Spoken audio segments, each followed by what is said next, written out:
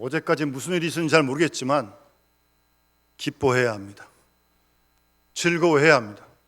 주님이 우리에게 복 주시고자 하신 그날인데요, 여러 가지 작고 큰 문제가 있음에도 불구하고 주님 주시는 기쁨과 즐거움을 우리가 이 시간 누려야 할 줄 믿습니다. 지난 목요일이 8.15 광복절이었습니다. 74주년을 맞았는데 그날 잘 보내셨어요? 어떻게 보내셨어요? 사실은 광복절은 우리 민족에게는 정말 기쁘고 즐거운 날이죠. 마치 이스라엘 백성들이 애굽에서 430년 종살이 하다가 해방되었던 유월절과 같은 그런 절기죠. 그렇지 않습니까? 그러니까 저희는 뭐 그때를 경험하지 못했지만 여기 계신 어르신들은 그 역사의 현장에 직접 있었던 어르신들도 계신데, 뭐 우리 자신들의 힘으로, 우리 민족의 힘으로 해방을 얻을 만한 아무런 힘이 없지 않았습니까? 그렇게 되리라고 꿈도 못 꿨고요. 그런데 하나님께 역사하셔서 연합군의 승리로 일본이 항복을 하고 우리가 해방을, 자유를 얻게 되었습니다. 얼마나 감사한 일인지요. 뭐 저희 그 후 세대들은 뭐 책에서 보고 이야기로만 듣습니다만 정말 우리가 잊을 수 없는 감사한 날이고 즐거운 날이죠. 그 후 우리 동족 간의 전쟁으로 말미암아 폐허가 됐던 이 땅을 하나님께서 이 나라를 회복시켜 주셔서 이만한 은혜와 축복을 누리게 된 것도 하나님의 사랑이고 축복인 줄 믿습니다. 여러분, 우리나라가 세계적으로 지금 이 지구촌에는 유엔에 가입한 193개국 외에 뭐 좀 국가로 인정하는 데가 있고 독립국가가 좀 있어요. 그래서 한 200여 개가 됩니다. 어쨌든 나라 수가. 그 중에 우리나라의 인구 규모는 28위입니다. 뭐 얼마 안 되는 것 같은데도 어쨌든 지구촌에서 인구 규모로는 28위예요. 그리고 우리나라 국민 총생산, 잘 모르겠는 그 숫자 잘 와닿지 않죠. 그러나 이 통계에 의하면 1조 6,500달러인데요, 이게 한 200여 나라 중에 11위입니다. 아무도 안 놀라시죠? 11위예요. 11위. 우리나라가 OECD에 그래서 가입도 돼 있고요.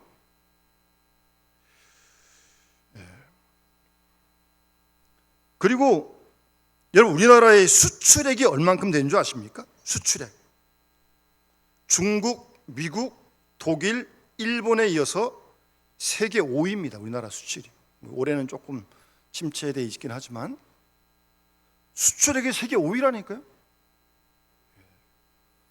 이런 게 잘 와닿지 않아요. 우리가 뭐 직접 내가 수출하는 것도 아니고 어쨌든 뭐 국민 총생산이라는 것도 우리 국민이 다 하든 그게 다 포함한 거니까 어쨌든 우리나라 위치가 그만큼 된다는 사실입니다. 이건 뭐 객관적인 사실이니까요. 정말 감사한 일이고, 최근에 우리나라의 수출 신장률이, 아마 올해는 아니지만 수출 신장률이 세계 1위였습니다. 신장률로 보면 하여튼 그만큼 어쨌든 하나님의 복을 많이 받은 건 사실입니다. 그런데 최근에 들어서 우리 한반도를 주변으로 한 여러 국가 간의 긴장이 고조되는 가운데 있습니다. 남북 관계도 그렇고요. 8월에만 북한에서 4번의 미사일을 발사했습니다. 그리고 뭐 러시아와 중국의 비행기가, 군용기가 우리나라 영공을 침해하는 일도 있었고, 특히 최근에는 작년 10월에 우리나라 대법정의 강제징용 보상 판결 이후에 일본과의 관계가 역사가들에 의하면 1965년 한일 수교 이후 최악의 상태라고 지금 얘기할 만큼 상당히 어려운 관계 속에 있습니다. 그냥 조금 이런 때 우리가 기도해야 되거든요. 오늘 느헤미야도 지금 기도하는 거거든요. 1장 2장에서. 근데 기도를 하는데 어떤 방향으로 기도하는지, 어떤 내용을 무엇으로 기도했는지 알고 기도를 해야죠. 하나님 그냥 도와주십시오. 그러면 되는 거예요? 이건 너무 막연하고요. 정확한 사실과 현실에 근거한, 그리고 내 뜻대로가 아니고 주님의 뜻대로 우리가 마음을 모아서 기도해야 되거든요. 그러기 위해서는 우리 현실을 조금 우리가 정확하게 좀 파악을 해야 됩니다. 그리고 개인적인 의견이 좀 차이가 있겠지만 어쨌든 우리나라와 민족을 위한 길이 어떤 길인지 분명히 알고 기도를 해야죠. 여러분, 우선 이 한일 간의 지금 이 긴장 관계의 발단은 작년 대법원에서 판결을 내리지 않았습니까? 그런데 여러분, 그 소송은 이미 1994년도에 시작된 소송이었습니다. 1994년 12월 24일 날 여운택 씨와 신천수 씨, 이분이 강제징용되었던 분들입니다. 이 두 분이 신일철 죽음을 상대로 해서 일본 오사카 지방재판소에 손해배상을 청구했습니다. 그 강제징용을 했던 그 신일철 죽음이 이름을 바꿔서 신일본 지금 제철로 이름이 바뀌어졌는데, 하여튼 그 회사를 상대로 소송을 진행했습니다. 손해배상을. 근데 2001년도에 오사카 지방재판소에서, 2002년도에 오사카 고등재판소에서, 2003년도에 일본 최고재판소에서 패소했습니다. 졌습니다. 그러자 2005년도 2월에 이 두 분 외에 이춘식 씨와 김규식 씨 네 분이 다시 우리나라의 서울지방법원에다가 그 일본 회사를 상대로 해서 손해배상을 다시 청구했습니다. 그래서 2008년도와 2009년도에 서울지방법원과 고법에서 역시 원고 패소 판결을 받았습니다. 그런데 그 다음에 2012년 5월에 반전이 일어났습니다. 그러니까 지방법원과 고등법원에서는 패소를 당했는데 2012년 대법원에서 원고 승소 판결을 내리고 파기환송을 했습니다. 그래서 2013년 7월에 서울고법은 이 네 분에게 1억 원당 손해배상 1억 원씩 지불하라고 판결을 내렸습니다. 우리나라에서. 그럼 일본이 가만히 있겠어요? 일본 이 신일철 죽음이라는 이 회사가 불복을 하고 대법원에다가 상고를 했습니다. 우리나라에다가.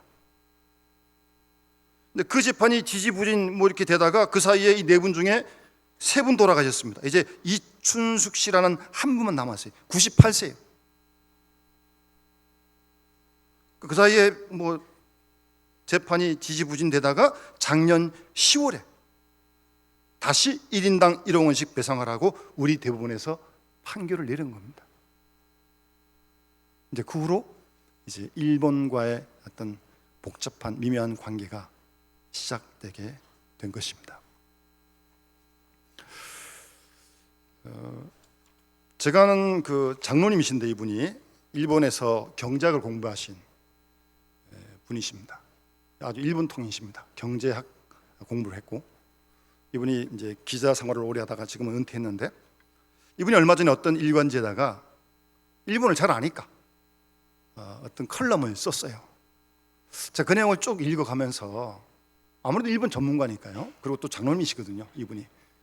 그래서 참 우리가 바른 이 지금 문제에 대한 인식을 좀 해야겠다, 그런 생각이 들어서 제가 한번 좀 읽어볼 테니까 한번 들어보세요. 들으시면서 우리가 어떤 방향으로 기도를 해야 할지. 우리나라를 위해 물론 기도하지만 주변 나라를 위해서도 기도해야 되거든요, 우리가.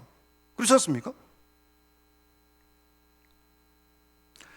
아침에 일어난 일은 저녁에도 일어난다라고 하는 일본 속담이 있습니다. 그러니까 한 번 벌어진 일은 또 벌어질 수 있다는 뜻입니다. 일본 정부가 대한 수출 규제를 선포한 뒤로 내리를 떠나지 않는 말이다. 이번 사태가 수습되더라도 일본의 수출 규제 재발 가능성은 이제 배제할 수 없다.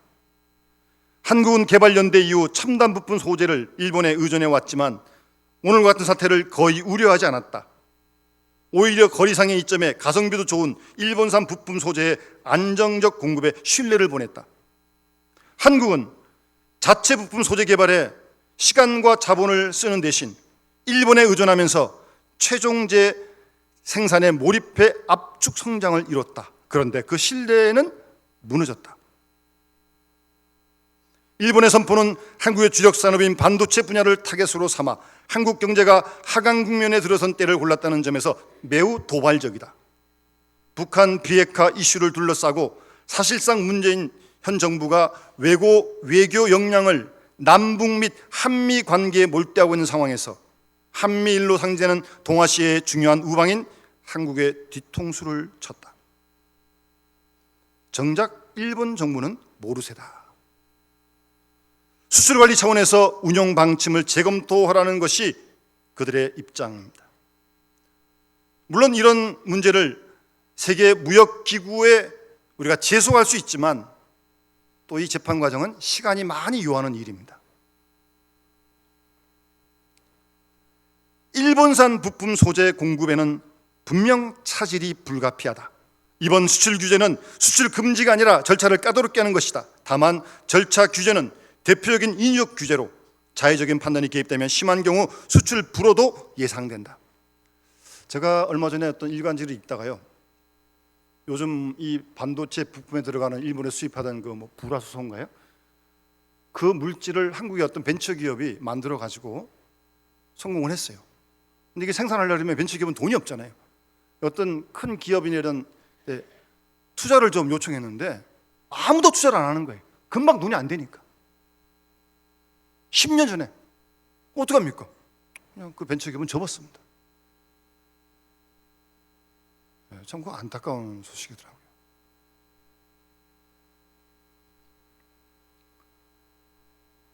더 큰 문제는 한국 정부가 대책으로 내놓은 이 부품 소재 대체 수입처 확보와 국산화다. 대체 수입처가 있다고 해도 공급과 인상은 물론 정량을 제때 공급받을 수 있을지 걱정이다. 국산화는 더더욱 쉽지 않다. 하루아침에 이를 수 없는 것이다. 그럼에도 이제는 시간이 걸리더라도 반드시 완수해야 될 과제가 되었다. 이번 사태의 배경은 현 대통령과 일본의 총리의 서로의 그릇된 선입견이 작용했다. 방화세는 지난해 10월 대법정 강제징용 피해자 배상 판결로서 당겨졌다. 사법 판단 뒤에 현 정부는 그 후 8개월 동안 관련 협의를 요청하는 일본 정부에 사실상 아무런 대응을 하지 않았다. 전쟁할 수 있는 국가를 지향하는 일본의 정부와 대화하지 않았다는 겁니다. 여기에 아베의 선입견은 한술 더 떴는데, 아베 총리는 한국이 65년 한일 기본조약을 파기하는 것으로 보고 국제법 위반이라고 주장하고 있습니다. 그러나 국가 간 조약의 준수 등을 다룬 조약법에 따른 비엔나 협약이 나온 것은 69년이니까 65년 한일 기본조약은 적용 대상이 아닙니다. 국가 간 체결한 조약이라도 하자가 있으면 수정해야 마땅하다. 그런데 일본 총리는 과거를 외면한 채 국제법을 운운하며 때만 쓰는 나라로 한국을 낙인 찍는 강수를 두었다. 이미 저질러진 사태 앞에서 현 정부를 탓하는 것은 무의미하다. 다만 앞으로 해법의 주도권을 쥐자면 감정적인 반일 구호보다 절제되고 치밀한 전략이 절실하다. 현 정부는 미국의 중재를 요청한 모양인데 쉽지가 않았다. 해방 후 한일 관계에 요동칠 때 미국의 중재가 종종 있었지만 역효과가 더 컸다. 현 정부는 이번 사태를 계기로 주변국 외교 전반에 대한 전략을 재점검해야 한다. 대외 의존적 경제 구도도 수정이 불가피하다. 65년 한일 간의 조약 한계를 보완하는 작업도 필요하다. 다만 현 정부가 금과 옥조로 내세운 한반도 평화 프로세스를 완성시키기 위해서는 한일 관계, 대일 관계, 외교도 중요한 지렛대가 될 수 있음을 명심해야 한다. 내 주장을 관찰하자면 상대 주장도 경청해야 한다. 그 안에서 제3의 길을 찾는 게 참된 지혜이다. 그게 거래의 기본이자 외교의 근본이다. 무엇보다 아베 정권과 일본 시민사회를 한데 묶어 적대감을 표출하는 것은 지혜롭지 못하다. 바야흐로 시대는 새로운 한일 관계를 원한다. 이런 칼럼을 일본 전문가, 경제 전문가인데 썼어요. 이렇게 좀 내용을 정확하게 보면 우리가 좀 어떤 방향으로 무엇을 우리나라를 위해서 그렇고 일본을 위해서도 어떤 내용을 기도해야 될지 좀 내용들이 좀 드러나지 않습니까? 여러분, 우리가 잘 아는 이 도산 안창호 선생님, 우리나라의 독립운동가였는데 교육자였고요. 도산 안창호 선생님도 이런 말씀을 하셨어요. 나는 일본의 실력을 잘 안다. 1930년대인데 지금 아시아에서 가장 강한 무력을 가진 나라다. 나는 일본이 무력만한 도덕력을 겸하여 갖기를 동양인의 명예를 위해서 원한다. 나는 진정으로 일본이 망하기를 원치 않고 좋은 나라가 되기를 원한다. 이웃인 대안을 유린하는 것은 결코 일본의 유익이 아니 될 것이다. 원한품은 2천만을 억지로 국민 중에 포함시키는 것보다 우정 있는 2천만을 이웃 국민으로 두는 것이 일본의 득이다. 내가 대안의 독립을 주장하는 것은 동양의 평화와 일본의 복리까지도 위하는 것이다. 1930년대에 도산 안창호 선생님이 말씀하셨는데 상당히 스케일이 큽니다, 여러분. 예? 그러니까 제가 조금 생각을 더듬어 가지고 여러분 잘 아시는 올해가 1919년 3.1절 100주년이거든요. 3.1 운동대 있었던 독립선언을 제가 한번 읽어봤어요. 100년 전인데 우리 선진들이 정말 지혜로웠고요. 시간 되시면 한번 독립선언문을 한번 읽어보십시오. 한글로 된 것도 있거든요. 거기 보면 이런 내용이 있어요. 우리 36 3인 대표가 쓰지 않았어요? 우리 기독교 대표도 반이나 있는데 처음부터 이 결의가 원해서 된 일이 아닌 두 나라의 합병의 결과는 마침내 억압으로 이루어진 당장의 편안함과 차별에서 오는 고르지 못함과 거짓된 통계 숫자 때문에 이해가 서로 엇갈린 두 민족 사이에 화합할 수 없는 원한의 도량이 날이 갈수록 깊이 패이는 지금까지의 사정을 한번 살펴보라. 용감하게 옛 잘못을 고쳐잡고 참된 이해와 동정의 바탕인 우호적 새 시대를 마련하는 것이 서로 화를 멀리하고 복을 불러들이는 가까운 길인 것을 밝히 알아야 할 것이 아니냐.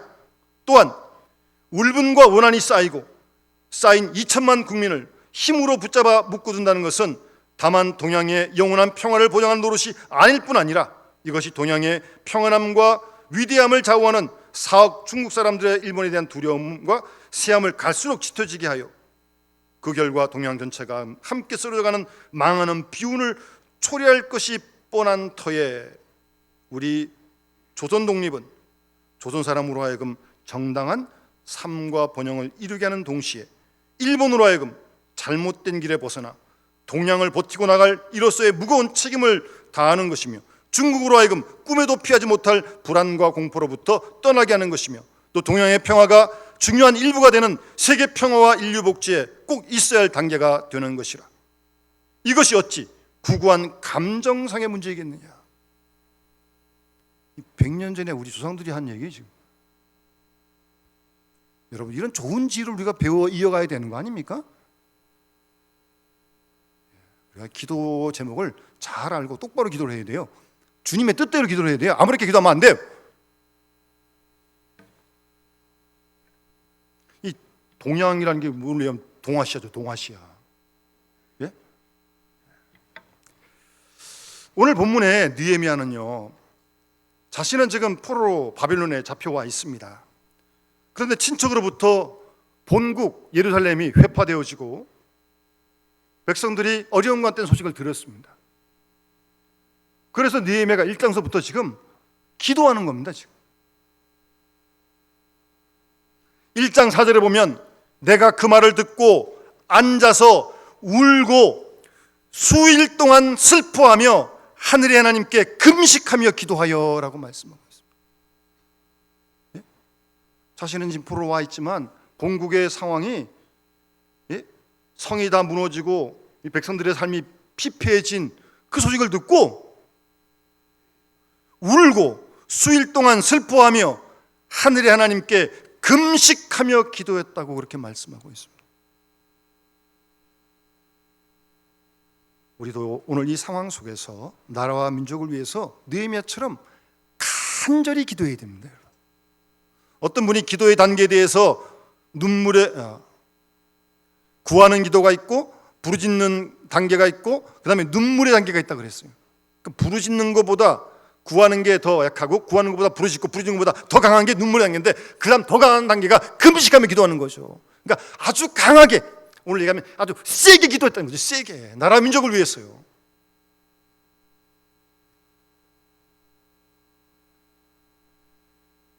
뿐만 아니라 느헤미야는 1장 9절에 보시면 만일 내게로 돌아와서 내 계명을 지켜하면 너희 쫓긴 자가 하늘 끝에 있을지라도 내가 거기서 모아 내 이름으로 두려가 택한 곳에 돌아오리라고 하리라는 말씀을 이제 하나님 기억하십시오라고 그렇게 1장 9절에 기도합니다. 그러니까 하나님이 모세를 통해 주신 말씀을 기억하고 그 약속을 붙들고 기도하는 거예요. 그럼 하나님 꼼짝 못하는 거죠. 하나님께서 이렇게 말씀하신 거니까. 상당히 중요한 기도의 태도예요, 이건요. 무지막지하게 기도하는 게 아니에요. 하나님 하신 말씀을 근거로 하고 하나님 이 말씀 기억하십시오.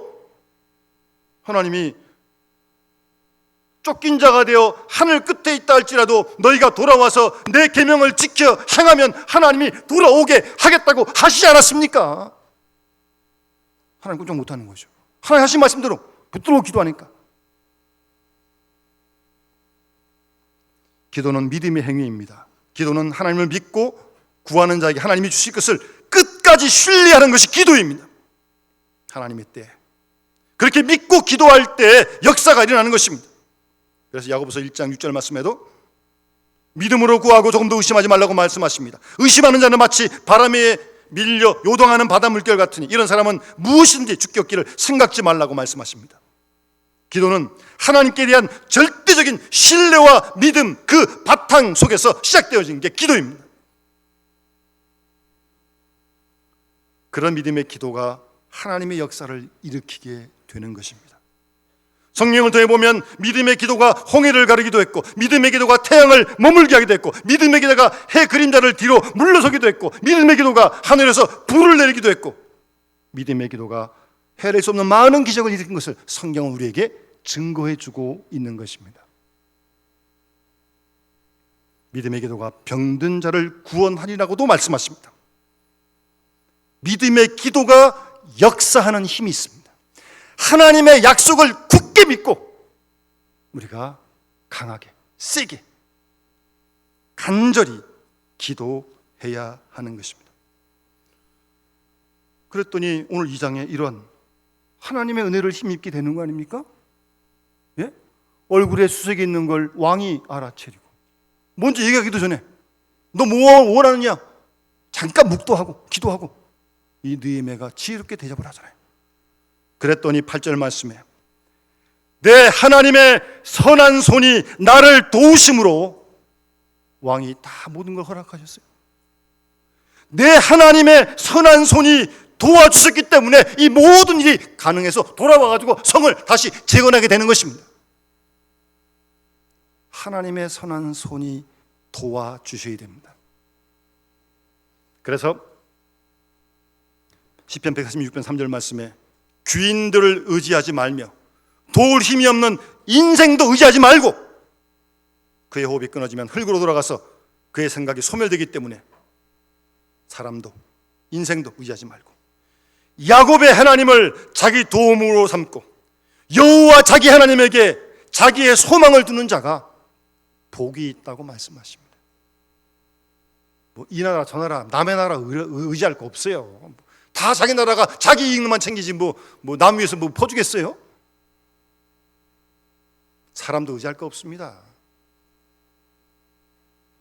야곱의 하나님, 우리의 기도를 들으시는 그 야곱의 하나님, 하나님을 자기의 도움으로 삼고 여호와 자기 하나님에게 자기의 소망을 두는 사람이 복이 있다, 그렇게 말씀하십니다.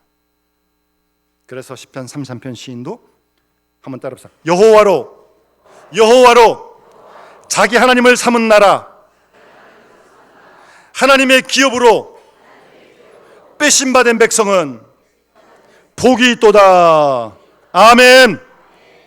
여호와로 자기 하나님을 삼는 나라, 예?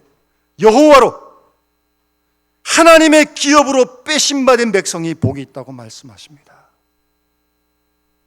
그래서 우리가 복음을 전해야 되는 거예요. 이런 세계를 꿈꿔봅니다. 정치 지도자로부터 두메산골에 있는 모든 사람에게까지 다 하나님을 섬기는 나라가 되도록, 그래서 지도자를 세울 때 성경책에 손을 얹고 선서를 하고, 학교 교육이 기본 철학이 하나님 말씀에 근거하고, 사회의 질서와 모든 정책 기반의 말씀을 존경하게 되는 그때를 함께 꿈꾸면서 말입니다. 그런 나라가 되어질 수 있도록 우리 한 사람 한 사람이 나라를 사랑하는 마음으로 올바르게 주의 뜻 안에서 함께 기도하며 힘써야 할 것이고요. 그렇게 기도하는 사람은 자기가 주어진 자리에서 최선을 다합니다. 기도는 이렇게 하고 생활은 엉망이고, 그건 아니에요. 기도하는 사람이 그 자리에서 그 책임을, 그 사명을 충성되게 감당해야죠. 피가 필요하면 피를 드리고, 생명이 필요하면 생명을 드리고, 시간이 필요하면 시간을 드리는 그런 희생이 있으면서 기도를 하는 거지. 뭐 기도만 해놓고 뭐 생활은 영 엉망이고, 그건 아니에요. 그런 신앙이 어디 있습니까? 하나님 앞에 기도하는데 기도하는 생활을 해야죠. 이는 처세 주께서 맡기신 일을 성실하게, 누가 보든 보지 않든 감당하는 그런 사람들이 이 나라를 지키는 겁니다. 우리 모두가 하나님께서 이런 나라를 이만큼 인도해 주셨는데 감사한 마음을 가지고 특별히 나라 민족으로 이 상황에 정말 기도해야 됩니다. 우리가 기도하는 자체가 위대한 거예요. 기도해야 하나님의 도움을 힘입을 수 있으니까. 그런 나라 민족이 될 수 있도록, 아까 들은 안창호 선생님이라든가 그런 3.1 독립 선언문에 나와 있는 그런 내용들도 우리가 잘 참고를 해야 됩니다. 이 감정상의 문제가 아니에요. 뭐 기분으로 할 문제가 아닙니다. 이거는 냉정해야 돼요. 사실은 그 준비할 건 준비하고 금방 되는 것도 아닌데 치게 있게 잘 준비를 해가야 합니다. 그런 건강한 우리나라 민족이 되어질 수 있도록 우리 함께 기도하고 이 일에 우리가 귀하게 쓰임 받기를 주님으로 축원합니다. 주신 말씀을 기억하면서 582장 찬양 드리면서 하나님께 봉헌하도록 하겠습니다.